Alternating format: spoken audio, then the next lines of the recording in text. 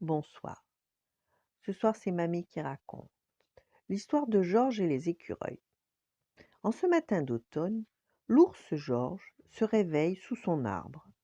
Il regarde le soleil à travers le feuillage, puis se laisse bercer par le murmure de la brise. Mais, mais quel est ce tohu-bohu? Tiens, de nouveaux locataires se sont installés dans un creux du tronc au-dessus de lui. Une famille écureuil. Bonjour voisins, s'écrient en chœur Madame et Monsieur Écureuil, suivis de leurs trois petits. Le premier saute sur la tête de Georges, le deuxième s'accroche à son oreille, le troisième bondit sur son épaule. Madame et Monsieur Écureuil bavardent et bavardent encore. Georges est un vieil ours, solitaire. Il n'est pas habitué à un tel ramdam. Il acquiesce poliment, puis s'en va pêcher.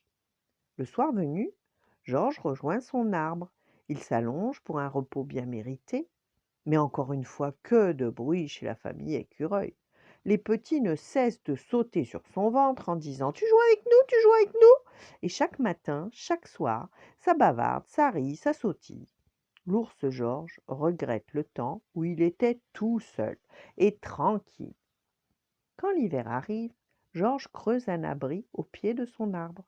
Les questions des petits écureuils fusent. «Mais qu'est-ce que tu fais? Pourquoi tu dors tout l'hiver? On pourra venir te voir!»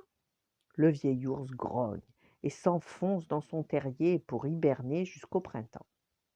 Mais les petits écureuils ne cessent de jouer à l'entrée de son abri et de le déranger dans son sommeil. Georges en a assez. Alors, sous le regard triste de ses voisins, il déménage. Il trouve un nouvel arbre. Que ce silence est agréable, pense Georges. Cependant, le vieil ours grognon n'est pas à son aise.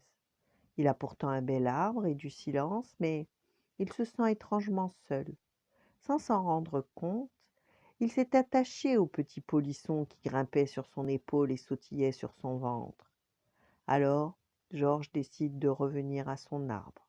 Il y retrouve la famille Écureuil, bruyante et bavarde.